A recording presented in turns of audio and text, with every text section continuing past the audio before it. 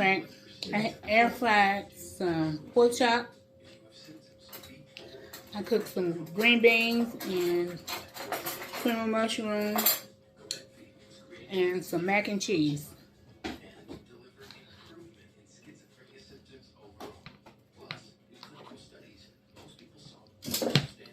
Mmm.